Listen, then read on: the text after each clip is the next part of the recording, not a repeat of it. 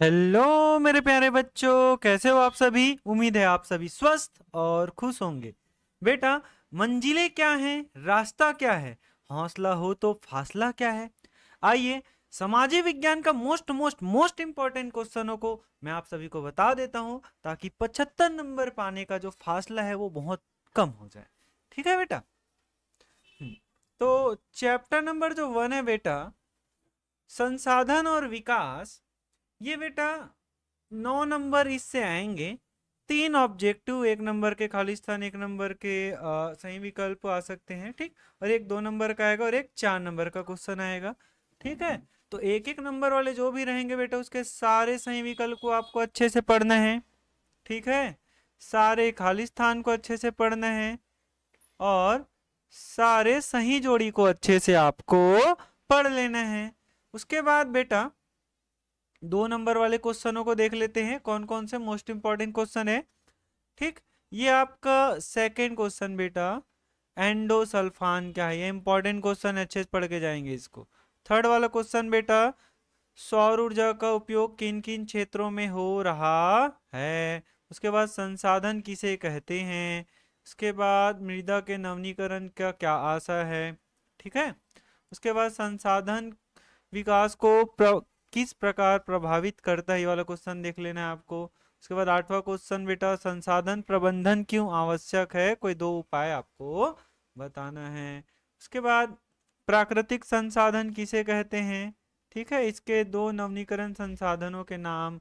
जैविक संसाधन किसे कहते हैं बेटा, ये मोस्ट इंपॉर्टेंट क्वेश्चन है। ठीक है, इसको अच्छे से पढ़ना है। उसके बाद अजैविक संसाधन किसे कहते हैं, इसको अच्छे से पढ़ लेना है। ये दोनों most most most important question है बेटा। ठीक, उसके बाद शुद्धिकरण क्षमता क्या है, इसको अच्छे से देख लेना है आपको। उसके बाद आपको देखना है प्राकृतिक संसाधन किसे कहते हैं, भी मोस्ट मोस्ट इंपॉर्टेंट क्वेश्चन है बेटा। ठीक, उसके बाद मानव निर्मित संसाधनों के 4 उदाहरण देना है आपको। उसके बाद अनवनीकरण संसाधन क्या है, भी इंपॉर्टेंट क्वेश्चन है बेटा। अजैविक संसाधन क्या है, ये भी इंपॉर्टेंट क्वेश्चन है। और जैविक संसाधन क्या होता है, ये भी इंपॉर्टेंट क्वेश्चन है। ये सारे 2 2 नंबर वाले थे बेटा। ठीक, अब 3 3 नंबर वाले देख लेते हैं। संसाधनों का प्रबंधन क्यों आवश्यक है, इंपॉर्टेंट है आपका। उसके बाद भविष्य में ऊर्जा का स्रोत क्या है और क्यों है, ये देखना है बेटा। ठीक है, उसके बाद आपको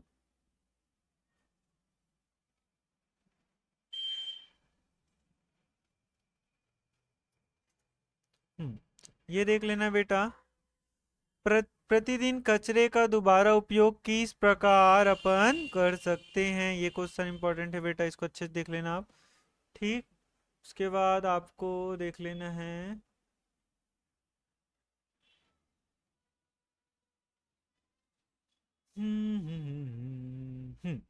ये, आप इनमें से प्राकृतिक संसाधन किसको मानोगे, नदी, पानी, बोतल, मिनरल वाटर, डीजल, सिलेंडर में भरा ऑक्सीजन, खनिज हो गया तेल, संगमरमर, मुर्रा, गन्ना इत्यादि, इसको अच्छे से देख लेना बेटा आपको। ठीक, जल संसाधन को सबसे महत्वपूर्ण क्यों माना गया है, ये क्वेश्चन को आपको देख लेना है। उसके बाद संसाधन का प्रबंधन के प्रमुख उपाय को पढ़ लेना बेटा। उसके बाद है आपका भूजल नवीनीकरण के उपाय। ठीक, उसके बाद है आपका मिट्टी के नवीनीकरण के क्या क्या उपाय हैं, इसको अच्छे से पढ़ लेना है आपको। ठीक, उसके बाद है बेटा अध्याय 2 भूमि संसाधन, ये कितने नंबर का आएगा बेटा, ये आएगा आपका 9 नंबर का। 3 एक एक नंबर के क्वेश्चन आएंगे, एक 2 नंबर का क्वेश्चन आएगा और एक 4 नंबर का आएगा। तो 1 नंबर के कारण बेटा आपको सारे सही विकल्प को पढ़ लेना है। ठीक है, सारे खाली स्थान को पढ़ लेना है और सारे सही जोड़ी को अच्छे से पढ़ लेना है। सत्य सत्य नहीं पूछता है बेटा इसमें से। ठीक है, अब देखते हैं बेटा 2 और 4 नंबर के क्वेश्चन। तो भारत में कितने प्रकार की मृदा पाई जाती है, छत्तीसगढ़ में अधिकांश किस प्रकार की मृदा पाई जाती है, कृषि भूमि की कमी होने से क्या होगा, इसको देख लेना है बेटा। ठीक है, पृथ्वी धरातल की ऊपरी परत जिस पर वनस्पति उगती है उसे क्या कहा जाता है। उसके बाद बेटा भारत में शुष्क मृदा कहाँ पाई जाती है? शुष्क मृदा को और कौन से नाम से जाना जाता है? सबसे कम क्षेत्रफल पर कौन सी मृदा विस्तार है? इसको पढ़ लेना है। भारत में अधिकांश वर्षा वाले प्रदेशों में कौन कौन सी मिट्टी पाई जाती है? किस प्रकार की मिट्टी में नमी धारण करने की अधिकांश क्षमता होती है? इंपॉर्टेंट क्वेश्चन है बेटा। ठीक। बंजर भूमि का उपयोग कैसे किया जा सकता है? इसको अच्छे से पढ़ना है। मृदा के निर्माण में कौन कौन कारक सहायक होते हैं? ये सारे दो दो नंबर वाले थे बेटा। लेटेराइट मिट्टी की दो विशेषताएं, ये भी इंपॉर्टेंट क्वेश्चन है बेटा। ठीक। इसके बाद आपको पढ़ लेना है, मृदा के निर्माण में सेल किस प्रकार एक महत्वपूर्ण भूमिका निभाती है? इसको अच्छे से देख लेना है। भूमि संसाधन की महत्वपूर्ण क्या क्यों माना जाता है? इसको अच्छे से देख लेना आपको। उसके बाद बेटा ये थर्ड वाला इंपॉर्टेंट है, इसको अच्छे से पढ़ लेना है आपको। थर्ड बोल रहा हूँ बेटा, पहला। उसके बाद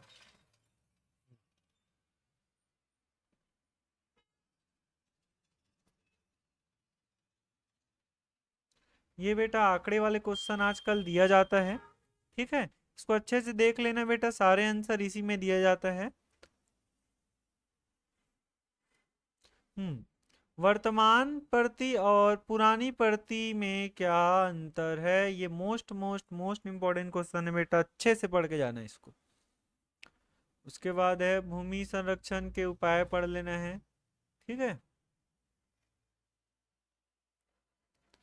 इसके बाद ये पाई चार्ट को अच्छे से पढ़ लेना बेटा। ठीक है, सारे आंसर यहीं दिया हुआ रहता है बेटा, उसमें से ही क्वेश्चन आंसर बनाया जाता है। इसके बाद बेटा आपको पढ़ लेना है, ये 10वां क्वेश्चन को पढ़ लेना बेटा। ठीक है। 10वां के बाद आपको पढ़ लेना है ये 11वां क्वेश्चन, भूमि के निम्नीकरण के क्या मानवीय कारक है? इसके बाद बेटा भारत में मुख्यतः कितने प्रकार की मृदा पाई जाती है? इसके बाद बेटा दीर्घ उत्तरी का पहला क्वेश्चन बेटा मोस्ट इंपॉर्टेंट क्वेश्चन है, इसको अच्छे से पढ़ के जाना है। ठीक है। हम्म, वैसे ही बेटा ये दूसरा क्वेश्चन फिर से रिपीट हो रहा है, ये इसको एकदम ज्यादा अच्छे से पढ़ के जाना है, परती और बंजर भूमि में अंतर। ठीक है। हम्म, उसके बाद आपको मृदा परिच्छेदिका या मृदा की परतों का वर्णन करना है बेटा, इसको देख लेना है आपको। ठीक। और पहाड़ी क्षेत्रों में मृदा अपरदन रोकथाम के लिए क्या क्या कदम उठाए जाना चाहिए? ये भी इंपॉर्टेंट क्वेश्चन है बेटा। ठीक, 5वां। उसके बाद अध्याय 3 है बेटा,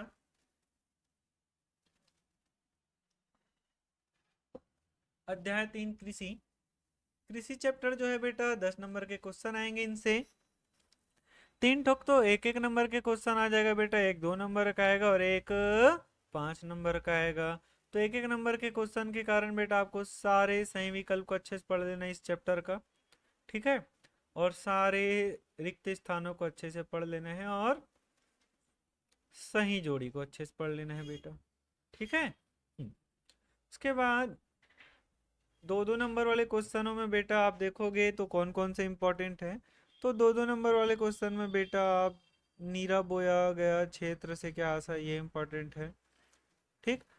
ये चौथा क्वेश्चन उत्पादकता में वृद्धि का क्या, उत्पादन पर क्या प्रभाव पड़ता है, ये। ठीक है।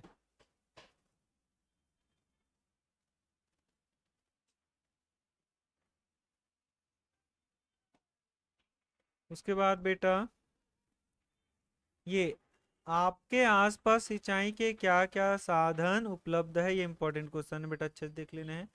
हाँ, छठ वाला मोस्ट इंपॉर्टेंट क्वेश्चन है बेटा, किसी एक सेट में कंफर्म है ये। आधुनिक कृषि के क्या क्या दुष्परिणाम है, अच्छे से पढ़ के जाना है बेटा इसको। वैसे ही बेटा ये 7वां question most most most important question है, हरित क्रांति किसे कहते हैं? कंफर्म है किसी एक सेट में आएगा। ठीक है। उसके बाद बेटा 3 मौसम होते हैं, ठंडी हो गया, वर्षा ऋतु हो गया और गर्मी हो गया। इन तीनों ऋतुओं में कौन कौन से फसल उत्पादित किए जाते हैं, इसको अच्छे से पढ़ लेना है आपको। ठीक। उसके बाद 12वां क्वेश्चन बेटा जैव प्रौद्योगिकी किसे कहते हैं?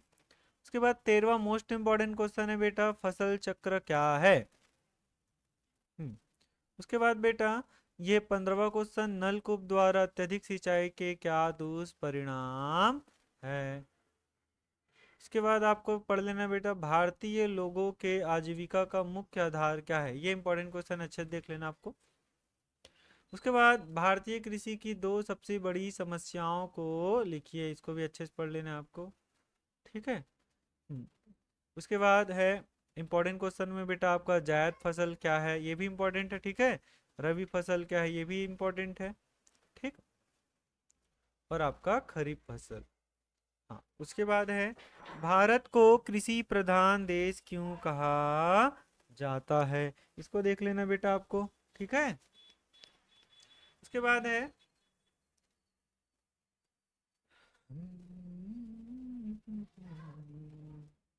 भूमंडलीयकरण का क्या अर्थ है, इसको अच्छे से पढ़ के जाना है आपको। अब उसके बाद आप देख सकते हो कृषि नहीं होने पर आपके जीवन पर क्या प्रभाव पड़ेगा, इसको देख लेना बेटा अच्छे से।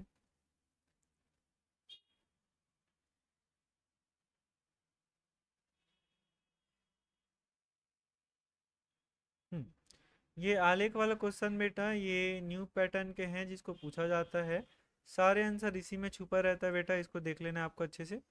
उसके बाद ये 10वां क्वेश्चन बेटा इंपॉर्टेंट क्वेश्चन है, भारत में ऋतुओं के अनुसार इसे फसलों को कितने प्रकार में बांटा गया है।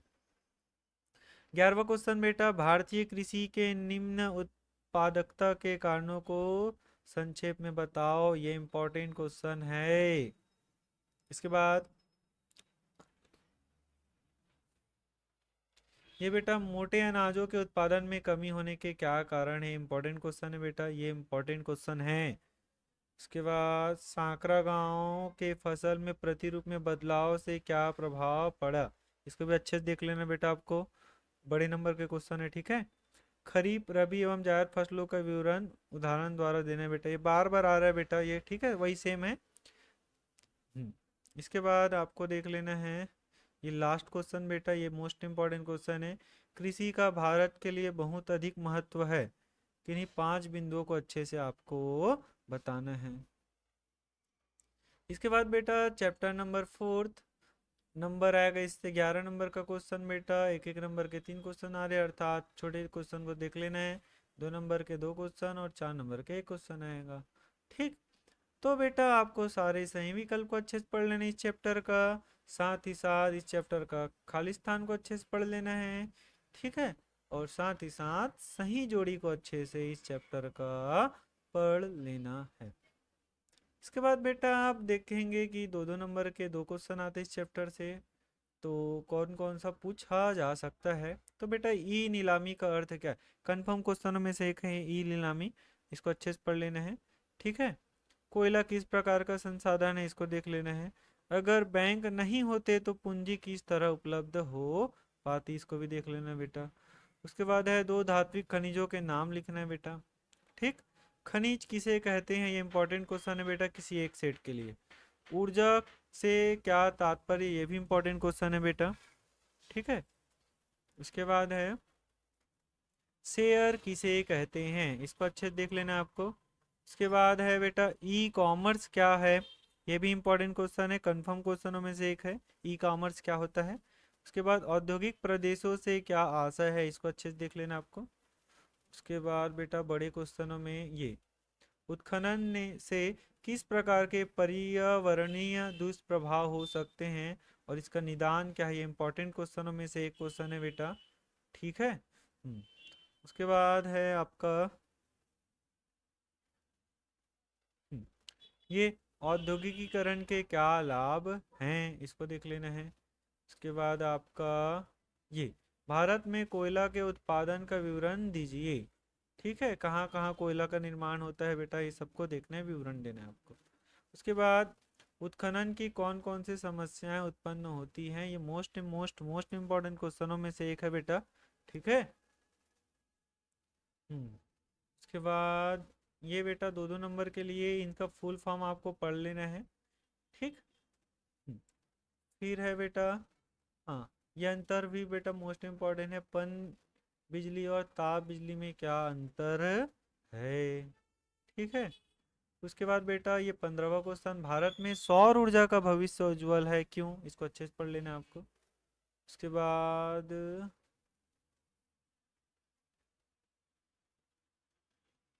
हम्म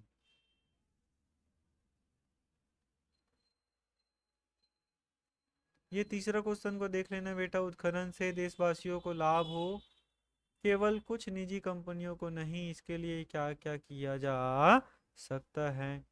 उसके बाद बेटा, सरकार के नैत औद्योगिक नीतियों से मुख्यतः कौन कौन सी नीति अपनाया गया है? उसको अच्छे से बताना बेटा। फिर आपको हम्म, ये 7वां क्वेश्चन बेटा, औद्योगिक अवस्थिति को प्रभावित करने वाले कारकों का वर्णन कीजिए, इसको देख लेना अच्छे से। ठीक।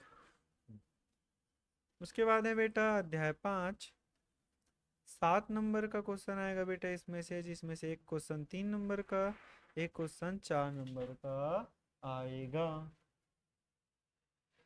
ठीक।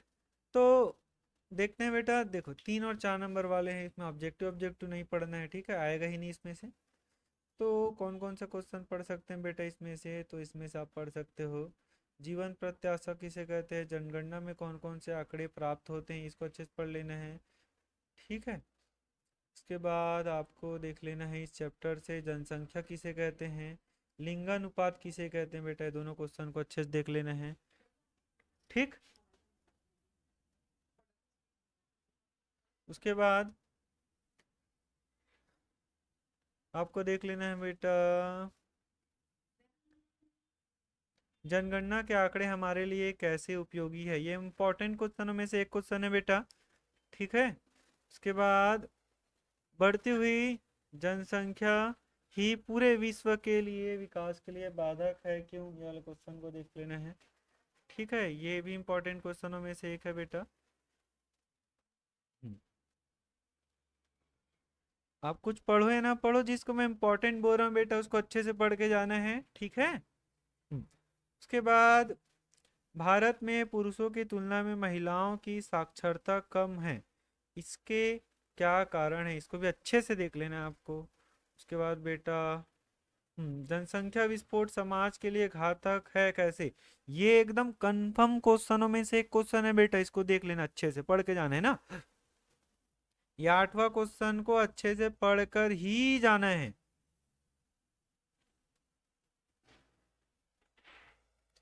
उसके बाद बेटा आपको देखना है नेक्स्ट क्वेश्चन। तो नेक्स्ट क्वेश्चन में आपका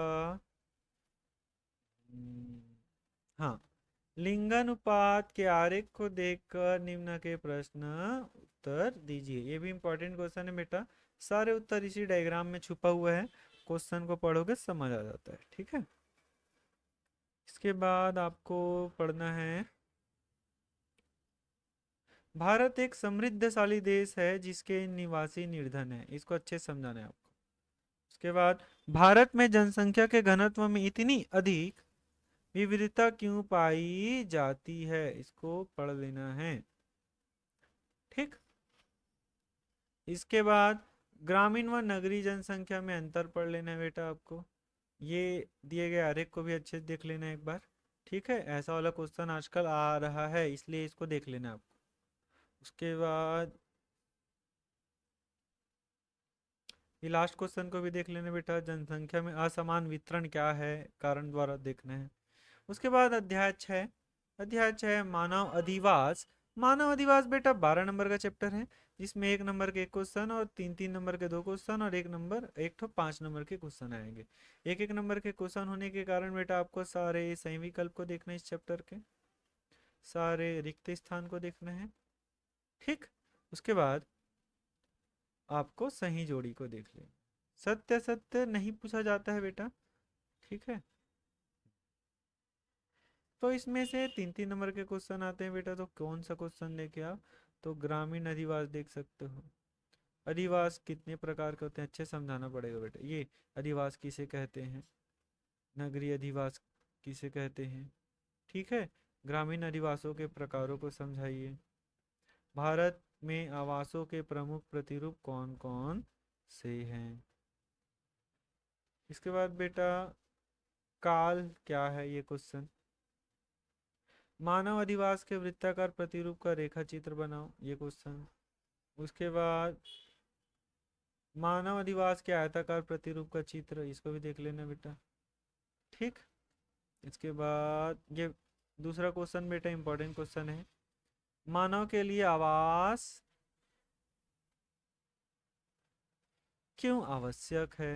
उसके बाद बेटा स्मार्ट सिटी की अवधारणा, इसको अच्छे से पढ़ना है, स्मार्ट सिटी को कंफर्म क्वेश्चनों में से एक है। उसके बाद सभी के सेट में बेटा ये कंफर्म क्वेश्चन है। मानव अधिवास को प्रभावित करने वाले 3 कारकों का उदाहरण देना है, या नगरीय अधिवासों की उत्पत्ति को प्रभावित करने वाले 3 कारक। ये क्वेश्चन बेटा कंफर्म है, इसको पढ़ ही लेंगे। ठीक है। इसके बाद ग्रामीण अधिवासों की कोई 5 समस्याएं लिखिए। तो ये ग्रामीण अधिवासों की 5 समस्याओं को लिखना है बेटा, ये भी इंपॉर्टेंट क्वेश्चन है ना, अच्छे से देखना है इसको। उसके बाद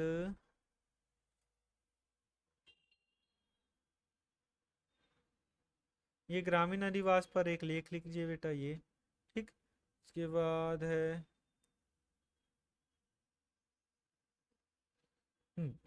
नगरीकरण में कौन कौन सी समस्याएं उत्पन्न हो रही है, ये भी इंपॉर्टेंट क्वेश्चन है बेटा।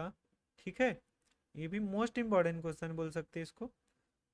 उसके बाद है आपका ये भी कंफर्म क्वेश्चनों में से एक है बेटा। ग्रामीण अधिवास और नगरीय अधिवास की तुलना या अंतर लिखिए। अच्छे से पढ़ के जाना इस क्वेश्चनों को। फिर नगर की विकास की अवस्थाओं का वर्णन करें। तत्पश्चात आप देख लेना ग्रामीण अधिवासों के प्रतिरूप। फिर आपको देख लेना है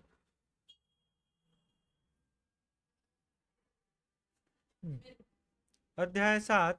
अध्याय 7 में बेटा 4 नंबर के एक क्वेश्चन आएगा। कितने नंबर का? 4 नंबर का। तो आइए देखते हैं कौन सा क्वेश्चन आ सकता है। तो बेटा 4 नंबर के मोस्ट इंपॉर्टेंट क्वेश्चनों में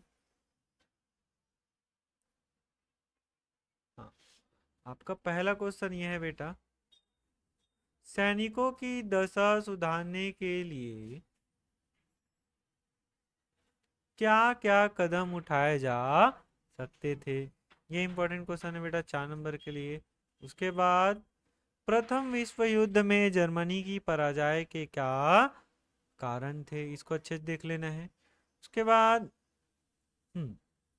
ये मोस्ट इंपॉर्टेंट क्वेश्चन है बेटा, प्रथम विश्व युद्ध के 5 कारण लिखिए। ठीक है, अच्छे से पढ़ के जाना है रे इसको। उसके बाद है प्रथम विश्व युद्ध के 5 परिणामों को लिखिए, भी इंपॉर्टेंट क्वेश्चन है बेटा 4 नंबर के लिए। ठीक है। इसके बाद वर्साई की संधि किन किन राज्यों के मध्य हुआ और इसकी क्या प्रमुख शर्तें थी, ये भी इंपॉर्टेंट है। इसके बाद बेटा प्रथम विश्व युद्ध का जन सामान्य पर क्या प्रभाव पड़ा था, ये क्वेश्चन देख लेना इस चैप्टर से। फिर वर्साई की संधि से जर्मनी को क्या हानि उठानी पड़ी, ये वाले क्वेश्चन को देख लेना। ठीक है। फिर हाँ, विश्व युद्ध के दौरान विभिन्न देशों में महिलाओं की स्थितियों में आए बदलाव के 4 प्रभाव लिखिए। अथवा जब महिलाएं कारखानों और दफ्तरों में काम करने लगी तो परिवार और राजनीतिक में उनकी भूमिका में क्या क्या बदलाव हुए, ये भी इंपॉर्टेंट क्वेश्चन है बेटा। ठीक है। फिर प्रथम विश्व युद्ध में कौन कौन से तकनीकों का प्रयोग किया गया, ये इंपॉर्टेंट क्वेश्चन है बेटा। इतना क्वेश्चन है बेटा इस चैप्टर से। हाँ। फिर अध्याय 8 है। अध्याय 8 बेटा जो है 2 विश्व युद्धों के बीच, ठीक, रूसी क्रांति और महामंदी, ये 10 नंबर का चैप्टर है बेटा, जिसमें एक नंबर के 3 क्वेश्चन और 2 नंबर के 1 क्वेश्चन और 5 नंबर के 1 क्वेश्चन आएगा। तो एक एक नंबर के क्वेश्चन आ रहे हैं, मतलब आपको सारे सही विकल्प, सारे रिक्त स्थान, ठीक है बेटा, और आपको सारे सही जोड़ी अच्छे से पढ़ लेना है। ठीक, अब 2 नंबर के लिए क्वेश्चन देख लेते हैं बेटा। मंदी का किसानों पर क्या प्रभाव पड़ा, ये क्वेश्चन इंपॉर्टेंट है। रूस की बोल्शेविक क्रांति कब और कहाँ हुआ, इसको अच्छे से देख लेना है। ये चौथा इंपॉर्टेंट है बेटा, क्रांतिकारी सरकार के गठन के बाद लेनिन ने कौन से 2 महत्वपूर्ण ऐलान किए, ठीक है। सोवियत और संसद से में क्या अंतर है, उसको पढ़ लेना है। इसके बाद सन 1861 में अर्धदास्ता समाप्त करने पर वास्तव में किसे लाभ मिला, ये क्वेश्चन है बेटा। दूरी राष्ट्रों में जर्मनी के साथ कौन कौन से देश सम्मिलित हुए, इंपॉर्टेंट क्वेश्चन है ये। न्यू डील का समझौता पढ़ना है या घोषणा बोलते हैं जिसको। इसके बाद रूस में किसानों की दास्ता कब और किसने समाप्त किया, ये भी इंपॉर्टेंट क्वेश्चन है बेटा, ठीक है। लेनिन का जमीन संबंधी ऐलान में क्या कहा गया, इसको अच्छे से देख लेना है। रूसी क्रांति के 2 कारण लिखिए, इसको देख लेना बेटा, ठीक। उसके बाद रूसी क्रांतिकारियों के 2 प्रमुख उद्देश्यों को लिखिए। इसके बाद बेटा ये सन 1917 के रूसी क्रांतियों के 2 परिणाम लिखिए, भी इंपॉर्टेंट क्वेश्चन है, ठीक। इसके बाद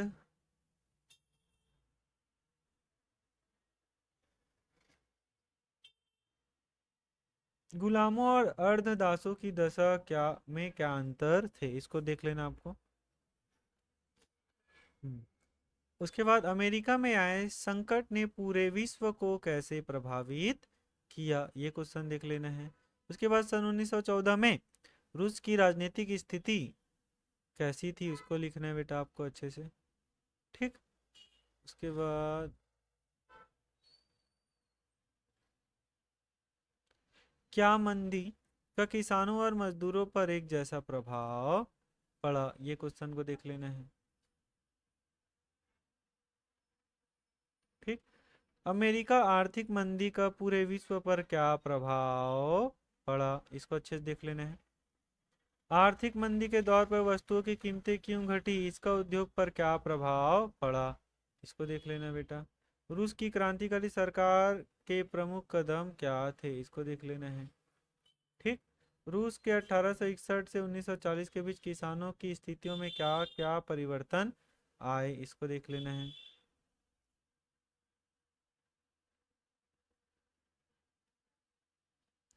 इसके बाद बेटा 1917 की क्रांति के बाद रूस विश्व युद्ध से क्यों अलग हो गया, इसको देखना है बेटा। हो गया, इतना क्वेश्चन देखना उस चैप्टर से। उसके बाद अध्याय 9, 2 विश्व युद्धों के बीच जर्मन में नाजीवाद और दूसरा विश्व युद्ध। तो अध्याय मतलब इस चैप्टर से बेटा 11 नंबर के क्वेश्चन आएंगे। 3 छोटे छोटे क्वेश्चन, 1 1 नंबर के, 2 2 2 नंबर के क्वेश्चन और एक 4 नंबर के क्वेश्चन आएंगे। आइए देखते हैं कौन से क्वेश्चन इंपॉर्टेंट है। तो सारे ऑब्जेक्टिव आपको देख लेना है क्योंकि 1 नंबर के आ रहे हैं। ऑब्जेक्टिव के साथ साथ आपको खालिस्तान देख लेना है, सही जोड़ी देख लेना है, ठीक है। सत्य असत्य नहीं पूछता है तो छोड़ देना उसको।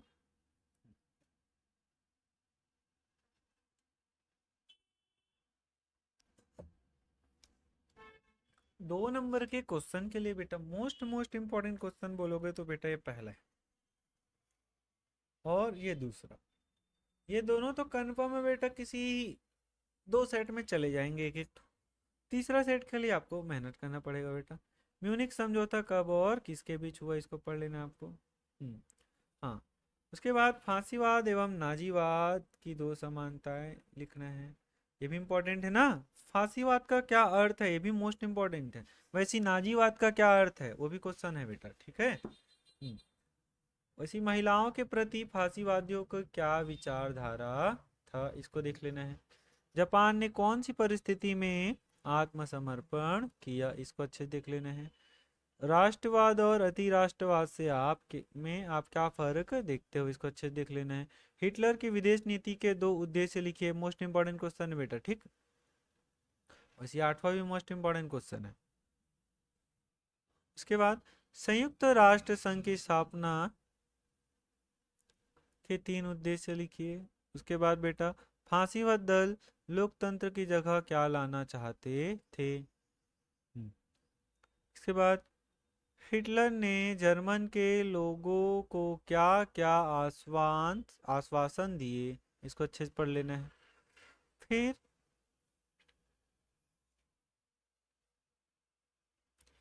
1945 में जर्मनी विभाजित हुआ, क्या वह आज भी विभाजित है, ये क्वेश्चन को देख लेना है। ये होलोकास्ट क्या है बेटा, इसको अच्छे से पढ़ लेना है, ठीक है। उसके बाद द्वितीय विश्व युद्ध का तात्कालिक कारण क्या था, इसको अच्छे से देख लेना है आपको। उसके बाद ये चौथा most most most most most important question है बेटा, इटली और मुसोलिनी के उत्कर्ष के 4 कारण लिखिए, ठीक है। इसके बाद है आपका, ये भी मोस्ट मोस्ट इंपॉर्टेंट क्वेश्चन है बेटा, हिटलर और मुसोलिनी के क्या क्या समानताएं थे, most most most important question, अच्छे से पढ़ना है इसको। वैसी हिटलर जर्मन राज्य का विस्तार क्यों चाहता था, अथवा जर्मनी अगर युद्ध को जीत जाता तो पूरे दुनिया पर क्या प्रभाव पड़ता। ये भी इंपॉर्टेंट क्वेश्चन है बेटा, अच्छे से पढ़ना इसको। फिर है हिटलर की विदेश नीति विश्व युद्ध का द्वितीय विश्व युद्ध का 4 कारण था, स्पष्ट कीजिए। हिटलर की विदेश नीति को समझाइए, इंपॉर्टेंट क्वेश्चन है बेटा, ये आएगा है ना बड़े नंबरों में। उसके बाद द्वितीय विश्व युद्ध के महत्वपूर्ण परिणामों को लिखिए।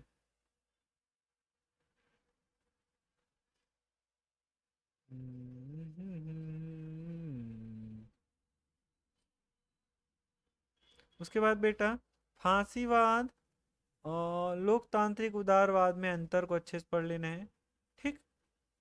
उसके बाद राष्ट्रवाद और अति राष्ट्रवाद में आपको अंतर को अच्छे से पढ़ लेना है। फिर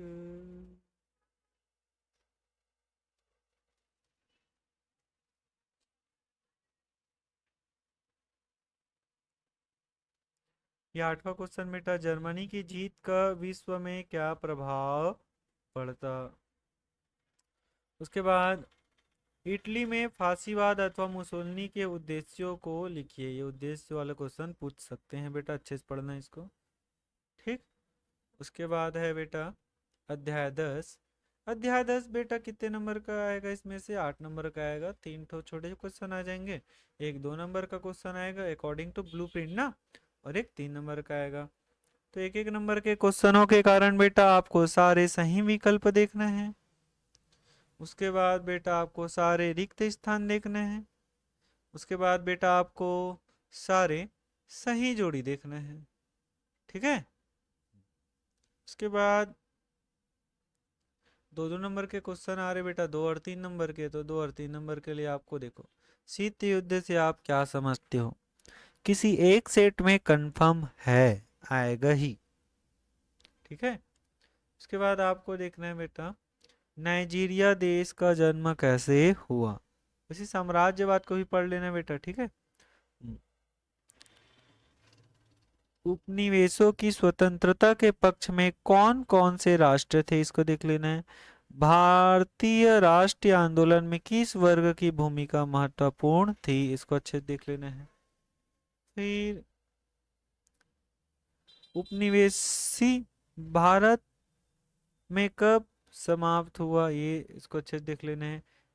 द्वीपों का देश किसे और क्यों कहा जाता है, इसको अच्छे से देख लेना है, ठीक। इंडोनेशिया में स्वतंत्रता की घोषणा कब हुआ, इसको पढ़ लेना है आपको। शीत युद्ध किन दो गुटों के मध्य हुआ, इसको पढ़ लेना है। कौन सी घटना के बाद शीत युद्ध समाप्त हो गया, इसको अच्छे से देख लेना है, ठीक। उसके बाद बेटा उपनिवेशवाद क्या है, इसको अच्छे से देख लेना है, ठीक है। उसके बाद वी उपनिवेशवाद क्या है, ये भी एक सेट में कंफर्म में आएगा बेटा। भारत कब स्वतंत्र हुआ, वह किसका उपनिवेश था, इसको अच्छे से देख लेना है। ये क्वेश्चन बेटा भारतीय स्वतंत्र आंदोलन और अफ्रीका के जो स्वतंत्रता आंदोलन है बेटा, उसमें क्या समानता और क्या अंतर थी, उसको अच्छे से देख लेना आपको। उसके बाद बेटा शीत युद्ध में परमाणु शस्त्रों की क्या भूमिका थी, ये कंफर्म क्वेश्चनों में से एक है, सेकंड वाला। ठीक। उसके बाद एक उपनिवेश और स्वतंत्र देश के बीच क्या क्या अंतर होंगे, इसको अच्छे से देख लेना है। उसके बाद है परमाणु निशस्त्रीकरण कैसे संभव हुआ, ये भी इंपॉर्टेंट है बेटा। अथवा जापान में शांति के लिए निशस्त्रीकरण आंदोलन कैसे प्रारंभ हुआ, इसको अच्छे से देख लेना है। ठीक। उसके बाद एशिया के 3 देशों के नाम, जैसे भारत है, वियतनाम है, इंडोनेशिया, स्वतंत्रता के बाद जो भूमि सुधार हुए उसके बारे में आपको अच्छे से लिखना है। ठीक। परमाणु बम में होने वाले भयानक नुकसानों के बारे में आपको लिखना है बेटा। नेक्स्ट क्वेश्चन आप देखोगे तो बेटा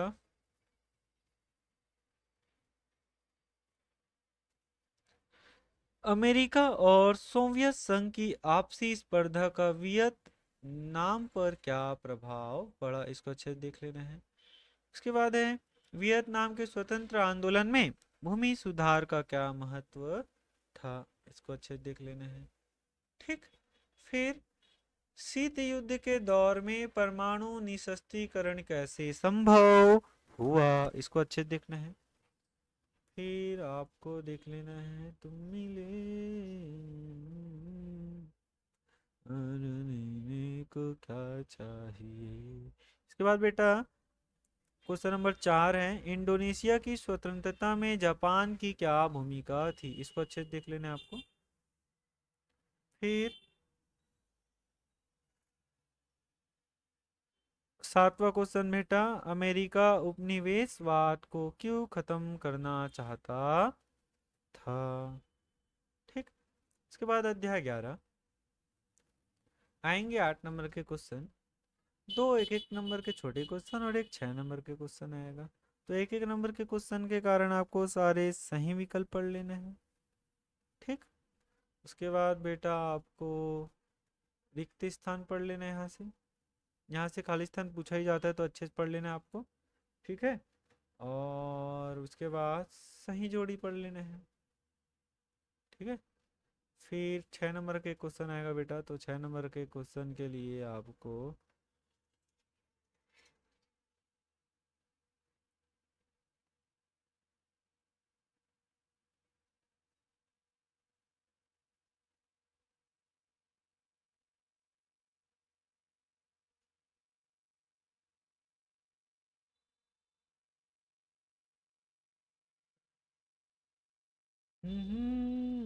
ये बेटा चौथा क्वेश्चन इंपॉर्टेंट क्वेश्चन है।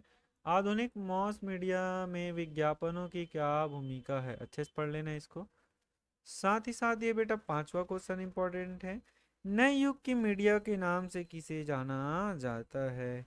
नए युग की मीडिया सोशल मीडिया जैसे फेसबुक हो गया, व्हाट्सएप, इंस्टाग्राम, टेलीग्राम आदि ने पेपर लेंस और ऑनलाइन बना दिया है, इसको अच्छे से पढ़ लेना है आपको।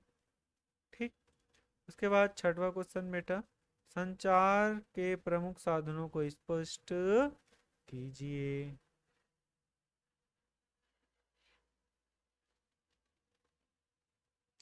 इसके बाद बेटा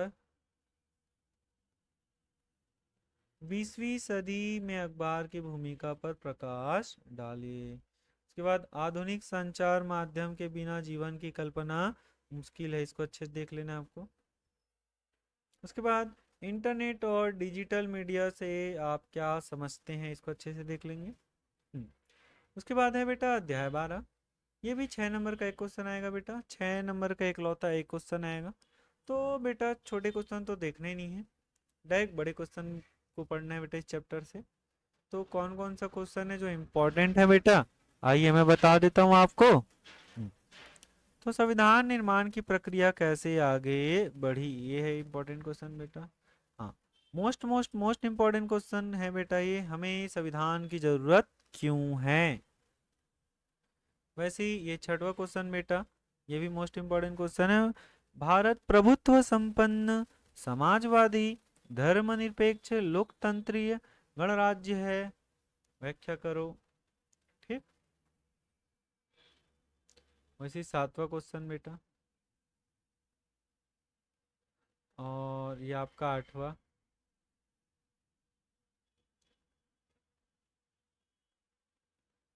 भारतीय संविधान की प्रमुख विशेषताओं को समझाइए। ठीक है। उसके बाद इतने ही क्वेश्चन है बेटा इस चैप्टर में। उसके बाद अध्याय 13 बेटा, ये भी 6 नंबर का एक क्वेश्चन आता है बेटा इस चैप्टर में। तो कौन सा क्वेश्चन पढ़ोगे आप? ये तीसरा क्वेश्चन बेटा, इसको मर्ज करके मतलब दो दो क्वेश्चन को एक साथ चिपका के दे सकते हैं। भारत का राष्ट्रपति बनने के लिए कौन कौन सी योग्यताएं होनी चाहिए, ये वाला क्वेश्चन देख लेना है। फिर संसद में कानून किस प्रकार बनाए जाते हैं ये। ठीक। फिर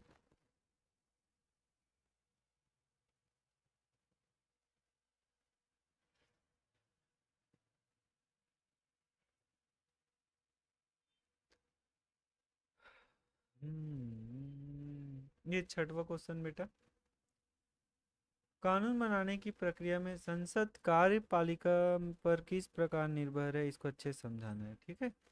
हाँ। वैसे ही बेटा, भारत में राष्ट्रपति की शक्तियों का कार्यों का वर्णन करो, ये क्वेश्चन बेटा। और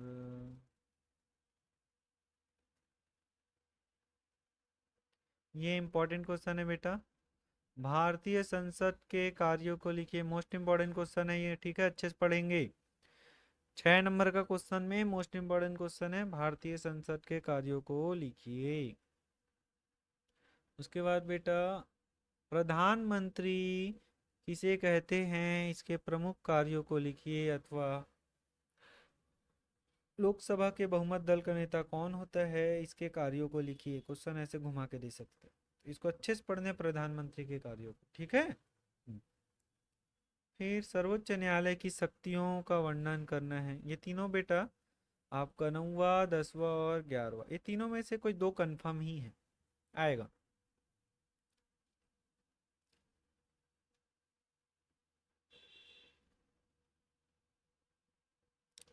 उसके बाद बेटा आपको अध्याय 14।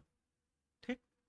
अध्याय 14 बेटा 7 नंबर के क्वेश्चन आएंगे इसमें से, एक 3 नंबर का आएगा और एक 4 नंबर का आएगा। ठीक है। तो 3 और 4 नंबर का आ रहा है बेटा, देखते हैं कौन कौन सा क्वेश्चन है।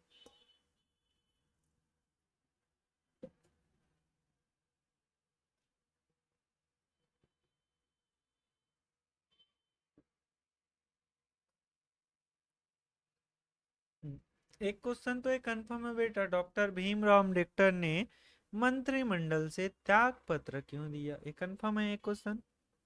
वैसे ये सेकंड वाला भी कंफर्म है। हिंदू कोड बिल स्त्री पुरुष समानता के कौन कौन से अवसर प्रदान करते हैं। ठीक है। उसके बाद ये आपका चौथा, चौथा को पढ़ लेंगे आप, ठीक है, अच्छे से। उसके बाद पंजाब आंदोलन और असम आंदोलन में क्या क्या समानता और असमानताएं था, इसको अच्छे से देख लेना आपको।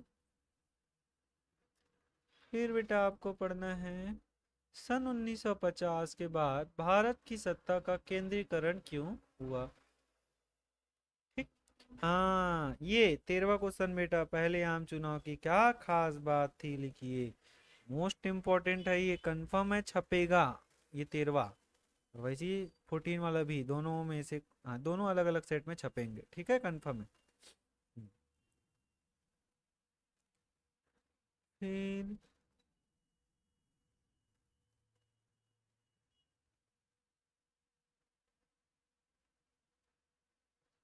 ये संविधान निर्माण में प्रदेश पुनर्गठन, योजना आयोग व विदेश नीति के आधार पर प्रधानमंत्री की भूमिका का योगदान लिखिए, इसको अच्छे से पढ़ लेना आप।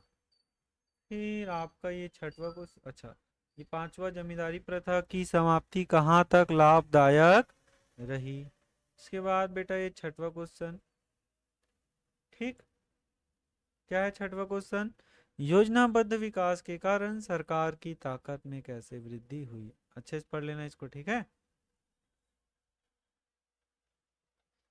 हम्म, फिर बेटा अध्याय 15,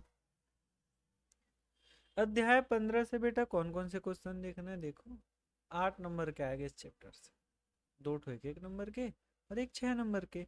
एक एक नंबर के कारण बेटा आपको सारे सही विकल्प को पढ़ लेना है और आपके खाली स्थान को पढ़ लेना है अगर हो, ठीक है। फिर आपको सही जोड़ी पढ़ लेना है, सत्य सत्य नहीं पूछता बेटा, मैं बार बार बोल रहा हूँ, ठीक है। फिर 6 नंबर का एक क्वेश्चन आएगा, तो कौन सा क्वेश्चन पूछता है बेटा, ये 8वां, मतदाता किन कारणों से मतदान करने नहीं जाते, ठीक। उसके बाद दबाव समूह और राजनीतिक दल में क्या अंतर है, इसको देख लेना है। उसके बाद बेटा ये मतदान किसे कहते हैं, भारत में मतदान व्यवहार को प्रभावित करने वाले कारकों का उल्लेख कीजिए, इंपॉर्टेंट क्वेश्चन है ये, ठीक। सेम क्वेश्चन है बेटा 15, मतदान व्यवहार को प्रभावित करने वाले तत्व कौन कौन से हैं। आपका 12 15 सेम है, ठीक है। वैसे ही आपको पढ़ने हैं, लोकतांत्रिक में संगठन बनाने के अधिकार क्यों जरूरी है। उसके बाद है बेटा आपके क्वेश्चन, राजनीतिक दल व दबाव समूह की विशेषता बोलो या अंतर बोलो, इसको अच्छे से पढ़ लेना है आपको। फिर ये बेटा मतदान प्रक्रिया के 6 बिंदुओं को संक्षिप्त में व्याख्या कीजिए, इंपॉर्टेंटों में से इंपॉर्टेंट क्वेश्चन है, मोस्ट इंपॉर्टेंट क्वेश्चन है बेटा, ठीक है। उसके बाद 5वां, ये दोनों बेटा दोनों में से कोई एक कंफर्म ही है, दोनों में से कोई एक छपेगा, हो सकता है दोनों छपे, ठीक है। सभी के सेट में आएगा, 6 नंबर के लिए क्वेश्चन है बेटा, अच्छे से पढ़ के जाना है दोनों क्वेश्चन को, ठीक है। दोनों सेम ही है, इसका आंसर आप इसमें लिख सकते हो, इसका आंसर आप इधर लिख सकते हो, दोनों सेम है, एक जैसे है, ठीक है।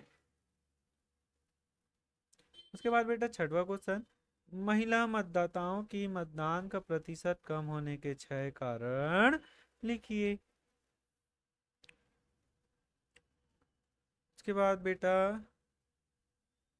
ये लास्ट 9वां, दबाव समूह की प्रमुख विशेषताओं को लिखिए, ठीक है।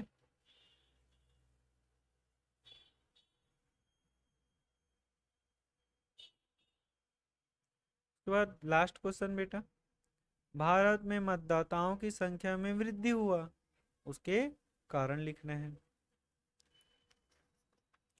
इसके बाद बेटा अध्याय 16 लोकतंत्र एवं सामाजिक आंदोलन, ठीक। 12 नंबर के क्वेश्चन है बेटा, एक एक नंबर का है और दो तीन तीन नंबर का क्वेश्चन है और एक 5 नंबर का क्वेश्चन है। आइए देखते हैं कौन कौन सा क्वेश्चन पूछ सकते हैं।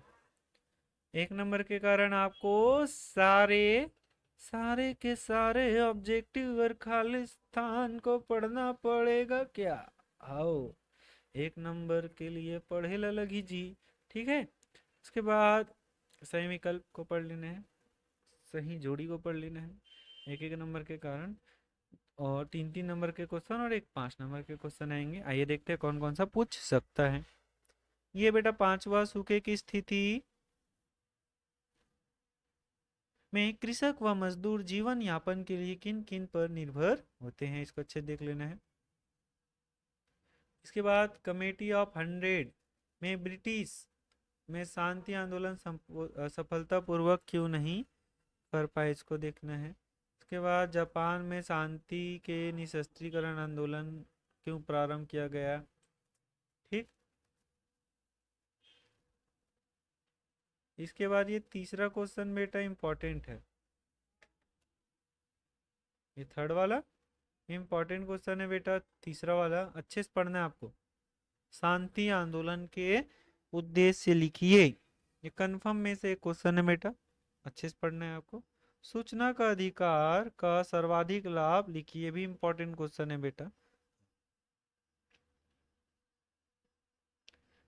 प्रथम जन सुनवाई कब हुआ अथवा जन सुनवाई से जनता को क्या अनुभव हुआ, इसको अच्छे से पढ़ना है।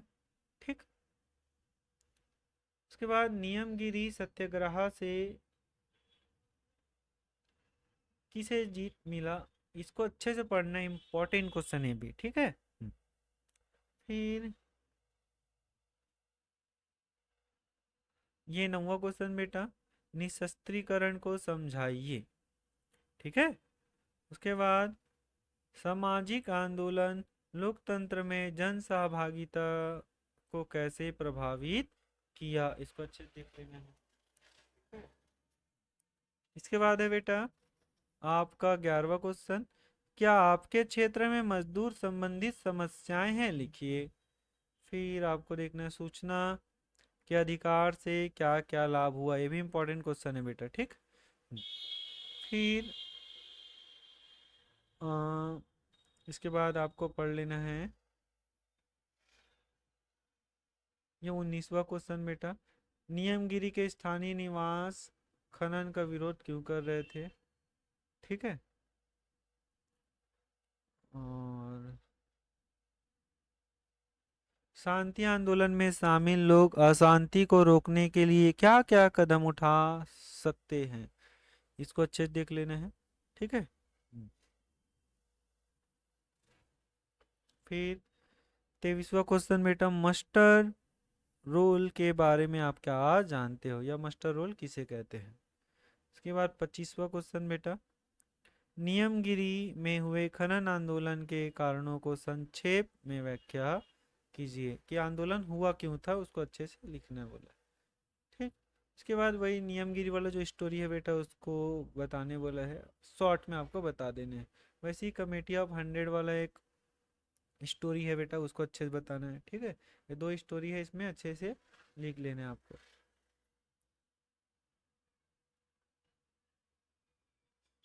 उसके बाद बेटा अध्याय 17 विकास की समझ, 9 नंबर के आएंगे बेटा।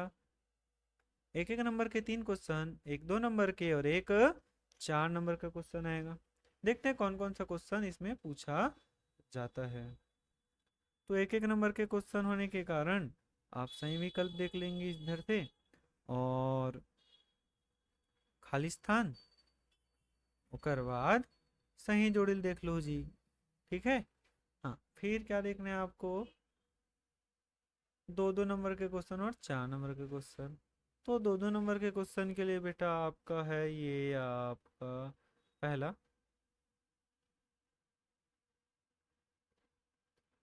पहला के बाद है बेटा आपका तीसरा।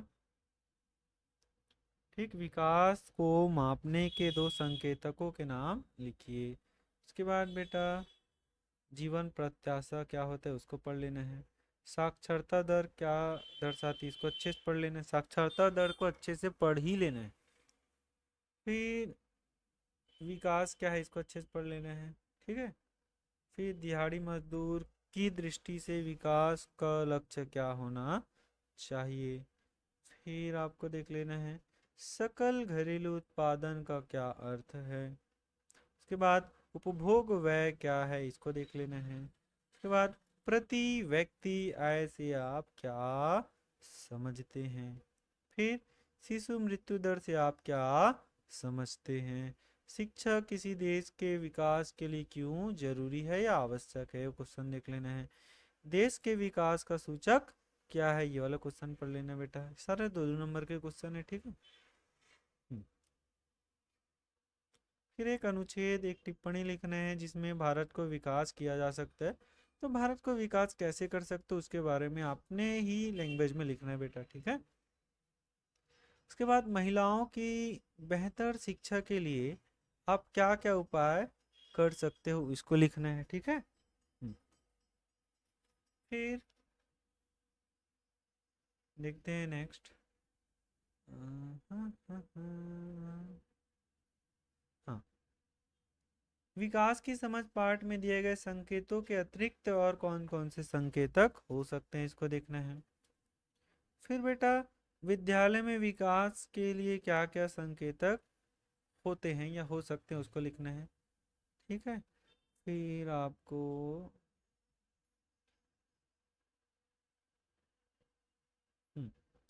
शिशु मृत्यु दर ये तो बता डालो बेटा। ठीक। ये चौथा क्वेश्चन, आर्थिक विकास से आपका क्या अभिप्राय है? किसी भी देश के आर्थिक विकास को मापने के लिए कौन कौन से सूचक हो सकते हैं? ठीक है। उसके बाद महिलाओं की शिक्षा के विकास के लिए उत्तम उपाय क्या क्या हो सकते हैं? उसके बाद बेटा देखते हैं अध्याय 18 मुद्रा एवं साख, जिसमें 10 नंबर का क्वेश्चन छपेगा बेटा। एक एक नंबर का 3 क्वेश्चन, 2 नंबर का 1 क्वेश्चन, 5 नंबर का 1 क्वेश्चन। 1 नंबर के क्वेश्चन आवत है जेकर कारण आपको सबो सही विकल्प ला पढ़ना है भाई, और सबो रिक्त स्थान ला पढ़ना है भाई, साथ साथ संगवारी हो सबो सही जोड़ी ला पढ़ना है। ठीक है बेटा।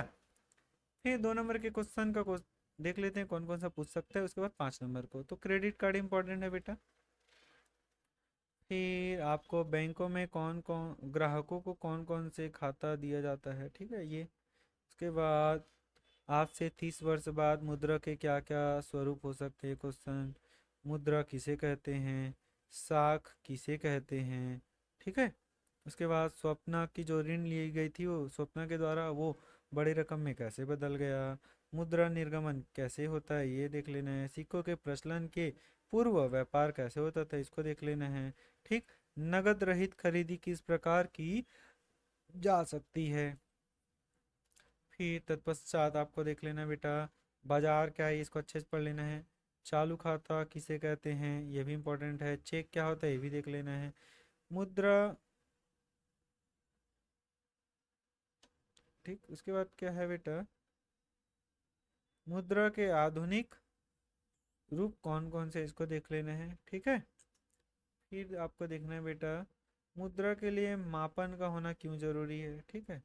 2 नंबर के क्वेश्चन के कारण बेटा बहुत सारे टिक लग रहे हैं। ठीक है। बैंकों में ग्राहक को पैसे कौन कौन से खाते में जमा होता है।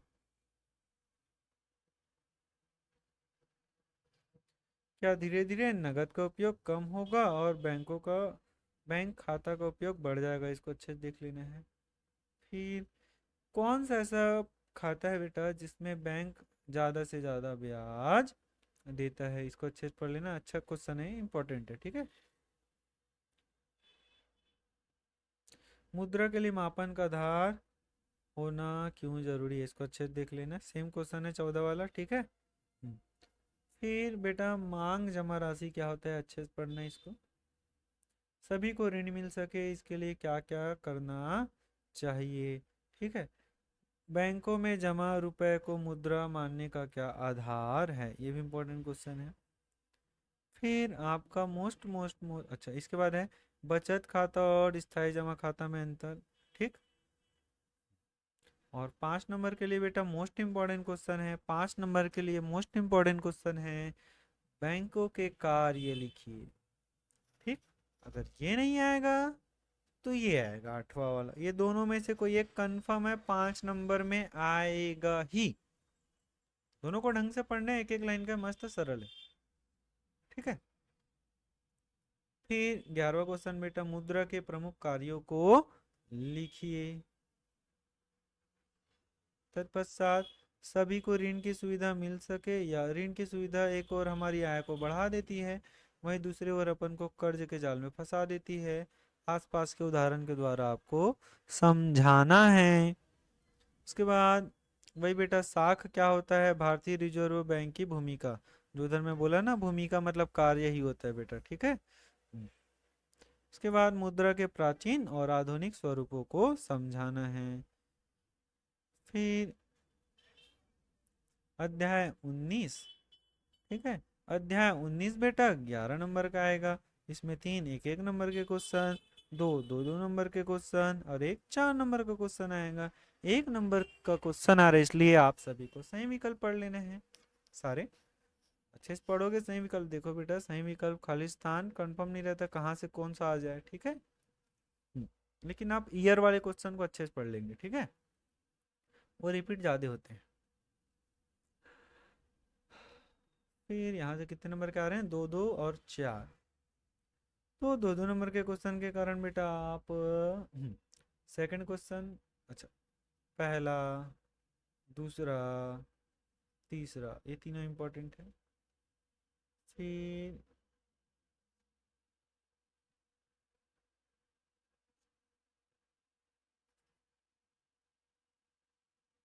ये चौथा देख लेना बेटा, ठीक है। चौथा के बाद ये छठवा, छठवा क्वेश्चन ना, छठवा के बाद बेटा सातवां, ठीक, छठवा के बाद सातवां, सातवां के बाद आठवां, ठीक है, आठवां के बाद नौवा, नौवा के बाद बेटा ये जीएसटी क्या है, ठीक है। उसके बाद बारहवा,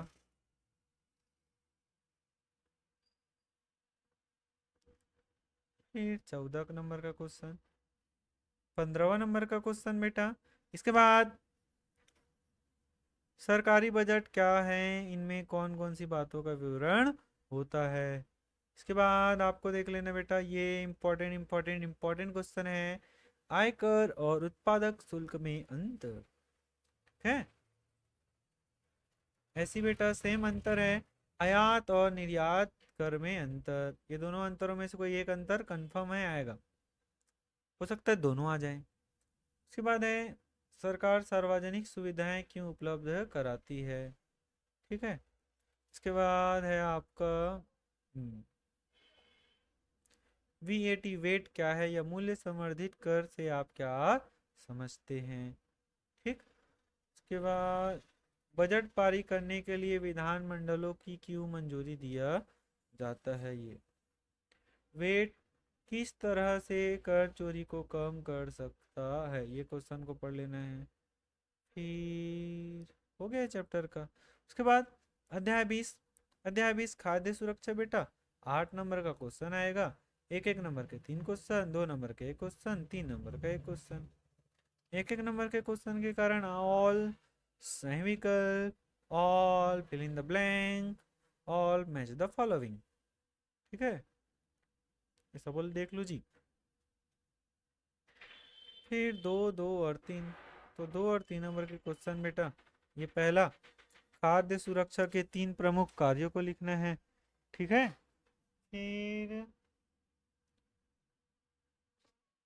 खाद्य सुरक्षा कानून कब बनाया गया था, ये छत्तीसगढ़ में खाद्य सुरक्षा कानून कब बना, ये सार्वजनिक वितरण प्रणाली द्वारा सरकार क्या उपलब्ध कराती है, ये बफर स्टॉक क्या है, अच्छे से पढ़ लेना, न्यूनतम समर्थन मूल्य क्या है, अच्छे से पढ़ लेना, ठीक है। 8वां क्वेश्चन बेटा, खाद्यान्नों के लिए बाजार पर पूर्णतः निर्भर कौन कौन रहते हैं, ये क्वेश्चन को देख लेना है कि कौन कौन से लोग खाद्य असुरक्षा से अधिक प्रभावित होते हैं, ये क्वेश्चन को देख लेना है। फिर मोटे अनाजों के प्रति आपका क्या मत है, मनुष्य की प्राथमिक आवश्यकता क्या है, अकाल के समय निमाड़ के लोग क्या खाते थे, ठीक है। उचित मूल्यों की दुकान जिसको राशन दुकान बोलते हैं उसको महत्व क्यों दिया जाता है, ठीक। निर्गत कीमत क्या होता है बेटा, मौसमी अकाल भूखमरी क्या होता है, इसको बताना है। खाद्य सुरक्षा को परिभाषित कीजिए, इंपॉर्टेंट क्वेश्चन है 2 नंबर के लिए। फिर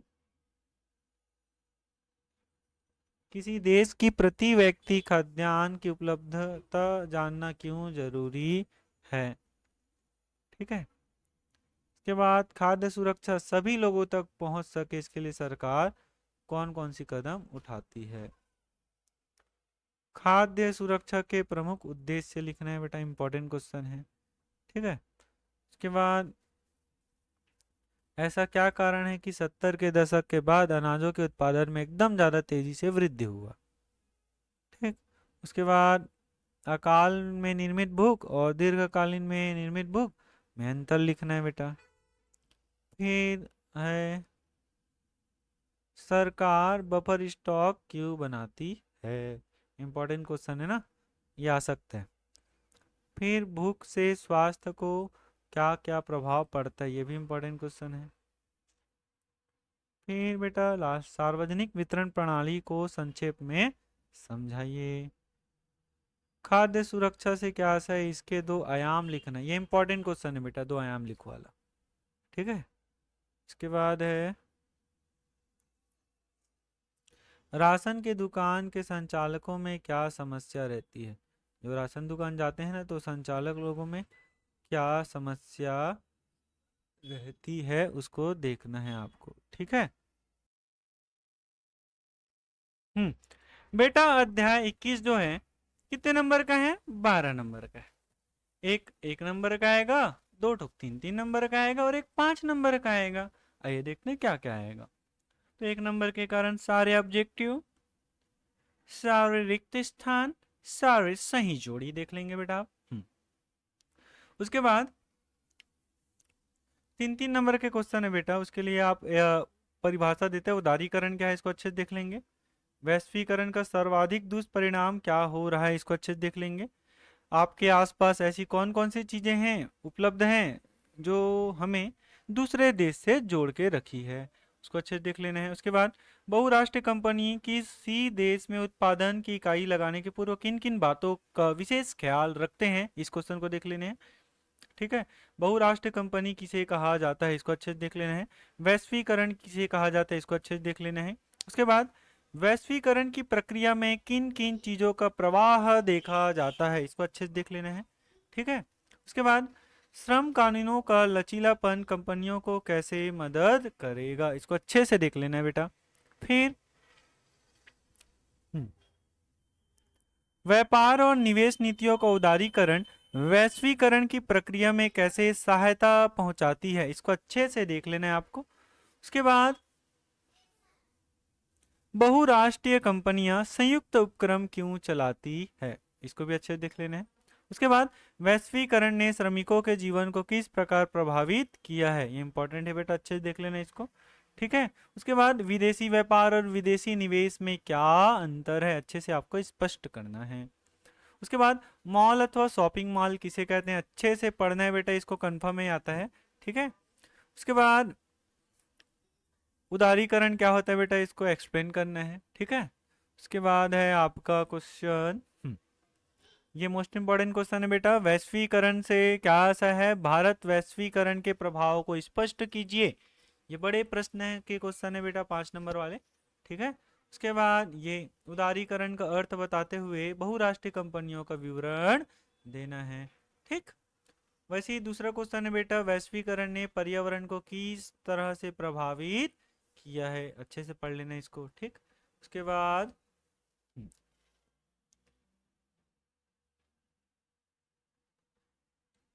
ये वैश्वीकरण का सर्वाधिक दुष्प्रभाव भारत के कौन से क्षेत्र पर पड़ रहा है, अच्छे से देख लेना बेटा इसको। ठीक है। इतना क्वेश्चन है बेटा, आपको अच्छे से पढ़ लेना है रे। पढ़ लोगे इतना को तो जो अच्छे से पढ़ते हैं बेटा, उसको 75 में 75 मिल ही जाएगा। और बेटा जो एवरेज है उनका भी परसेंट अच्छा आ जाएगा बेटा। जो कम पढ़ते हैं इसको पढ़ के पास भी हो जाएंगे बेटा। ठीक। मेरा उद्देश्य है बेटा, सब पढ़े सब बढ़े। ठीक है। इतना देर तक वीडियो को देखने के लिए बेटा आप सभी का शुक्रिया। बेटा वीडियो अगर अच्छा लगता है, सारे क्वेश्चन मैच करके देखा करो बेटा पेपर दिलाने के आने के बाद। ठीक है। और आप लोग से एक रिक्वेस्ट है बेटा, ज़्यादा से ज़्यादा इसको शेयर करो, सब्सक्राइब करो, ताकि सबका भला हो। ठीक है। जल्दी बेटा मैं नेक्स्ट पेपर जो होने वाला है बेटा संस्कृत, उसका वीडियो मैं इसी चैनल में डाल दूंगा। जल्दी से जल्दी आपको वीडियो मिल सके, इसलिए आप चैनल को सब्सक्राइब जरूर करें।